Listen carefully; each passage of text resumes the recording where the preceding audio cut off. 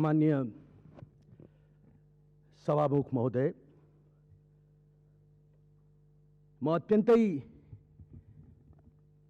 महत्त्वपूर्ण 7 मन्त्रालयका बारेमा 7 मिनेटमै आफ्ना टिप्पणी राख्न यहाँ उभिएको छु।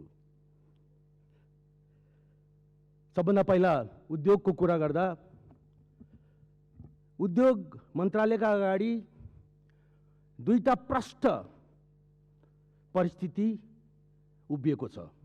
एकातर्फ सिमेन्ट कारखानामा आएको सिमेन्टको उत्पादन सम्बन्धी आएको एउटा ठुलो परिवर्तनको उदाहरण छ, किनकि उद्योग मन्त्रालयले सिमेन्टका खानीहरूसम्म बाटो पुर्यायो, बत्ती पुर्यायो, उद्यमीहरू आफै पुगे।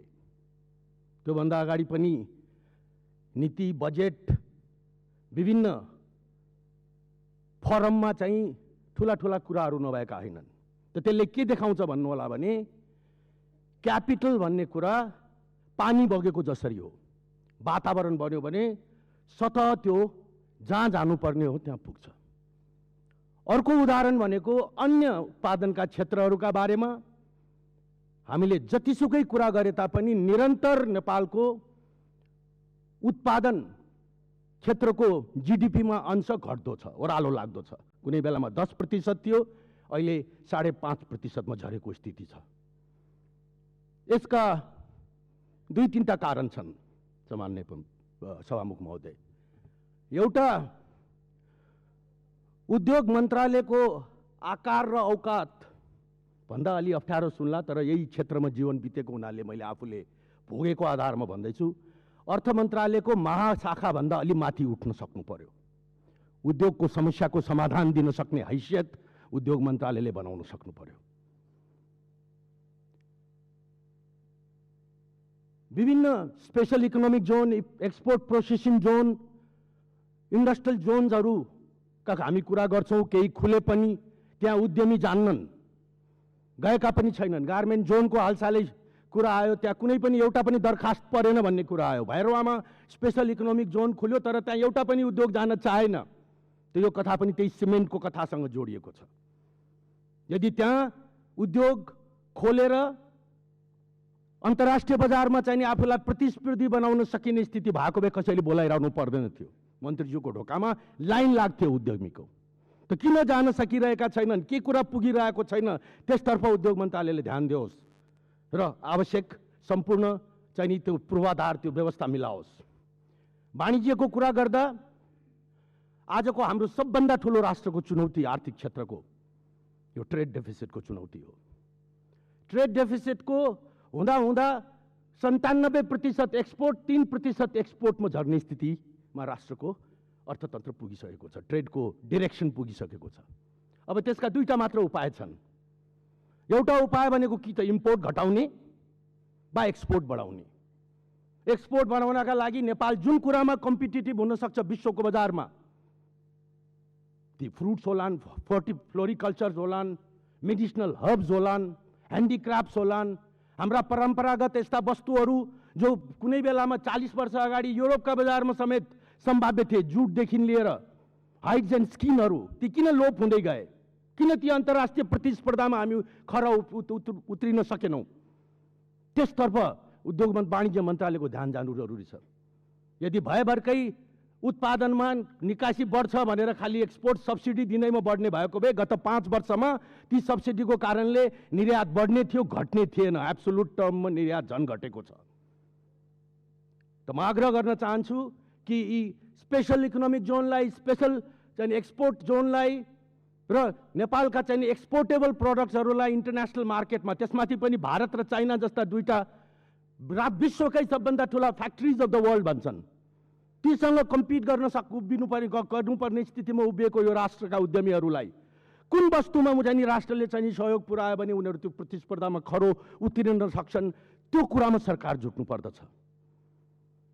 आपूर्तिको कुरा गर्दाखेरि वर्षौंदेखि हामी सुन्ने गर्छौं कि नेपाल ऑयल निगमको मोनोपोली तोड्नु पर्यो, भएन। त्यसको मोनोपोलीको कारणले चाहिँ जनताले दुःख पाउनु भएन। 2 लिटर पेट्रोल भर्नका लागि पेट्रोल पम्पमा लाइन लाग्नु भएन। विश्वको बजारमा पेट्रोलियमको मूल्य बढे पनि घटे पनि नेपालमा बढ्नु भएन। कयौँचोटि त्यसका बिल प्राइभेट सेक्टरलाई पनि यो चाहिँ यो अइलको उपरि पेट्रोलियम पदार्थको उपलब्ध यो आपूर्तिमा इन्भल्भ गराउने दृष्टिकोणबाट कयौँचोटि ती विधेयकहरू बने, कयौँचोटि ती योजनाहरू बने, तर त्यो योजना यो हाउसमा सदनमा नपस्दै तुइन्छन्। कस कसको इन्ट्रेस्टले काम गर्छ मलाई थाहा छैन। प्रतिस्पर्धा गर्नबाट कुनै पनि निकायलाई रोक्नु वा एउटा मोनोपोली एकाधिकार चाहे त्यो राज्यकै निकाय किन नहोस् त्यसलाई दिइरहनु सबभन्दा ठुलो रोगको एउटा कारक तत्त्व हो। त यस्ता किसिमका आपूर्तिका यस्ता साधनहरू जोसँग जनताको प्रत्यक्ष सम्बन्ध रहिरहेको छ, जसका कारणबाट एकातर्फ जनताले बढ्ता पैसा तिर्न बाध्य छ, अर्कोतर्फ कम चाहिँ गुणका कम चाहिँ क्वालिटीका प्रडक्टहरूसँग चाहिँ टलरेट गर्न बाध्य छ। त्यस्ता ठाउँमा त्यस्ता क्षेत्रहरूलाई खुला गरियोस् ताकि एउटा स्वस्थ प्रतिस्पर्धाको वातावरण बनोस्। फरेनको कुरा गर्दाखेरि म फेरि पनि के भन्न चाहन्छु भने हाम्रा 39 जति जुन विभिन्न नियोगहरू विश्वभरि फैलिएर बसेका छन् तिनको थ्रस्ट भनेको इकोनोमिक प्रमोसनकै हो।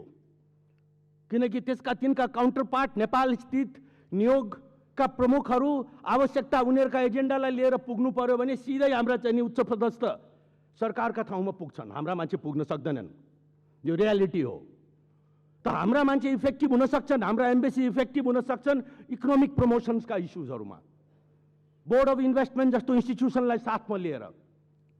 त त्यो गर्नका लागि कमसेकम हरेक नियोगले महिनामा एउटा चाहिँ नि सब्सटेन्सियल इकोनोमिक एक्टिभिटी, मैले यो जोइन्ट भेन्चर क्रिएट गरेँ वा मैले यो प्रडक्टको चाहिँ एक्सपोर्ट खोलेँ वा मैले यो किसिमको इन्भेस्टमेन्टमा नेपालमा चाहिँ लगानी भित्राएँ भन्ने किसिमको बाध्यकारी रूपमा कमसेकम एउटा अनाउन्समेन्ट गर्ने व्यवस्था मिलाओस्, एउटा मात्र महिनामा। यदि 40 वटा हरेक महिना हाम्रा 39 वटा चाहिँ निकायहरूले ती प्रोजेक्ट्सहरूलाई अनाउन्स गर्ने स्थिति बन्यो भने मुलुकमा 500 भन्दा बढ्ता इकोनोमिक एक्टिभिटीको बाढी लाग्नेछ। मेरो आग्रह छ, म यहाँ चाहिँ फेरि पनि म चाहिँ दोहोऱ्याएर चाहिँ भन्न चाहन्छु कि यो सब गर्न सकिने कुराहरू हुन्। अरू विदेशी राष्ट्रका राजदूतका प्रतिनिधिहरू उद्यमी व्यवसायीका साथमा घर घर पुग्छन् उद्योग प्रमोसन, उद्योग र व्यापारको प्रमोसनका लागि। उनीहरूका आएर सोध्न आउँछन् कि तिमीहरूलाई म के ल्याइदिउँ, कसरी गरौँ सहयोग, कहिले आउला र हाम्रो ढोका कुरेर बस्ला भनेर बस्दैनन्। उनीहरूका देशका चाहिँ नि उद्यमीहरू व्यवसायीहरूले उनीहरूको एम्बेसीलाई आफ्नो अफिसको ब्रान्चका रूपमा भन्ठान्छन् र उनीहरूले आएर उनीहरूको सारा अपोइन्टमेन्ट मिलाउनेदेखि लिएर सबै यहाँका चाहिँ नि उद्यमी व्यवसायीलाई भेटाउनेदेखि लिएर उनीहरूका परियोजनालाई सपोर्ट गर्नका लागि आवश्यक पर्ने सम्पूर्ण सहयोग पुर्याउँछन्। किनकि त्यसको कस्ट राष्ट्रले तिरेको हुन्छ र राष्ट्रलाई त्यो कस्ट तिर्नका लागि राजस्वको माध्यमबाट उद्यमी व्यवसायीले सहयोग पुर्याइरहेको हुन्छ। यो कुराको चेत हाम्रा ती निकायहरूलाई हुनु अत्यन्त जरुरी छ। म ससम्मान यो कुरा फेरि पनि दोहोऱ्याउन चाहन्छु कि हामी जुन एउटा एजेन्डा बोकेर बाहिर बसेका छौँ, नेपाल जस्तो एउटा आर्थिक दृष्टिकोणबाट एउटा चेपमा परेको राष्ट्रले ठुलो खर्च भोगिरहेको छ। कमसेकम हामीले पाएको, हामीले राष्ट्रले हामीलाई तिरेको त्यो मूल्यको केही न केही चिज हामीले बुझाउनै पर्छ फिर्ता भन्ने मानसिकता जन्मियोस् र त्यसलाई चाहिँ निजी क्षेत्रसँग र हाम्रा चाहिँ इन्भेस्टमेन्टलाई प्रमोट गर्ने बोर्ड अफ इन्भेस्टमेन्ट जस्ता निकायहरूसँग एउटा क्लोज इन्टिग्रेसनमा, एउटा क्लोज अलाइनमेन्टमा काम गरेर हरेक महिना हरेक एम्बेसीले एउटा न एउटा इकोनोमिक डिरेक्सनमा के गर्यो भनेर अनिवार्य रूपबाट चाहिँ पब्लिकली आफ्नो स्टेटमेन्ट ल्याउने व्यवस्था गरोस्। परराष्ट्र मन्त्रालयले म विश्वास दिलाउन चाहन्छु कि अवश्य पनि फरक पर्नेछ।